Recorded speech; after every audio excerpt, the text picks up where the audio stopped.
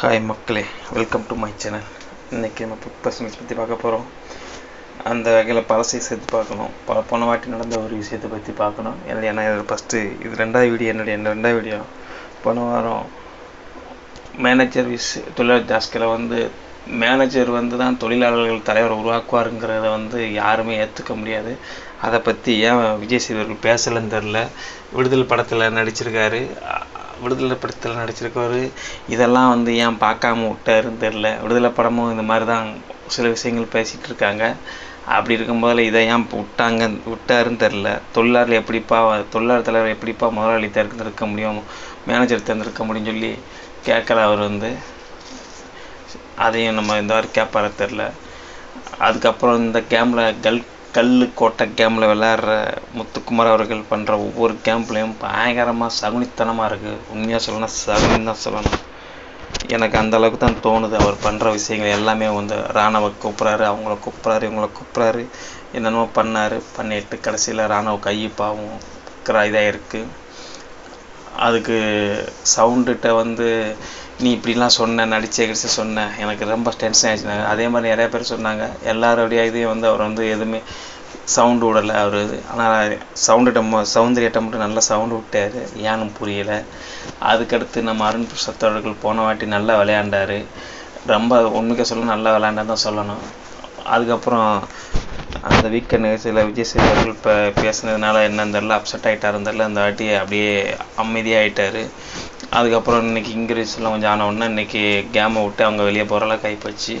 அதுக்கப்புறம் நம்ம ரஞ்சித் அவர்கள் ரொம்ப தீவிரமாக விளையாடுற மாதிரி விளையாண்டுட்டுருக்காரு. இப்படி போய் விளையாண்டுருக்காரு, பரவாயில்ல. நம்ம அதுக்கடுத்தாப்பில் பார்க்க போகிறது நம்ம ஜாக்லின் ரயன் என்னன்னு தெரில, எகிரி எல்லாத்தையும் எகிரி பேசுகிறார். விஷாலுக்கு ரயனை பஞ்சாயத்து பண்ணுறது நேரம் சரியாக போயிடுது. அவர் கேம் அதனாலே தான் எனக்கு தெரிஞ்சு விளையாடாமல் போயிருப்பாருன்னு தோணுது. பஞ்சாயத்துன்னு அழைஞ்சிருந்தார் நம்ம விஷால் கேப்டன்சியில் கவனம் செலுத்தின அளவுக்கு கேமில் கவனம் செலுத்த முடியல. அதுக்கு பிறகு நம்ம பேசணுன்னாக்கா பிங்க் டீம் பவித்ரா அவர்கள் கடிச்சிருந்தா ரொம்ப தவறான விஷயம்.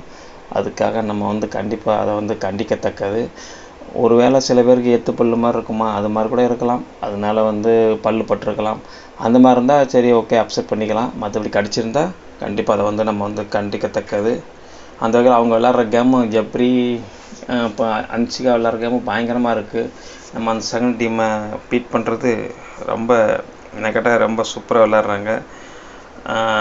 நாளைக்கு கேமில் அவங்க தாக்கு பிடிப்பாங்களான்னு தெரில சகுனி டீம்கிட்ட இருந்து. அதுக்கப்புறம் நம்ம ஜாக்லின் சகுனி டீமுக்கு உதவி பண்ணுற மாதிரி பேசிகிட்ருக்காங்க. ஒவ்வொருத்தங்களையும் அவர் கேம் பிளேக்கு இழுக்கிறாரு. அந்த வகையில் அது எப்படி நடக்குன்னு நாளைக்கு நல்லா பார்க்கலாம். பரவாயில்ல, இன்னைக்கு கேம் ஓரளவு போயிருக்கு. எங்கள் சவுண்டு இவங்க தான் போயிட்டாங்க. நம்ம பஞ்சாயத்து பரிதாபப்பட்ட டீமான விஷாலால் அவங்க போக நிலைமை ஆகிப்போச்சு. நாளைக்கு எபிசோடு எப்படி இருக்குன்னு பார்க்கலாம். இன்றைய எபிசோடு நிலைமை இதுதான். இன்றைக்கி 2வது வீடியோ மக்களே. நல்லா இருந்தால் வாழ்த்துங்க, நல்லா இல்லைன்னா குறையா சொல்லுங்கள், திட்டாதீங்க. திட்டம் போல் குறை இருந்தால் குறை சொல்லுங்கள், அதை அப்செட் பண்ணிக்கலாம். தேங்க்யூ மக்களே.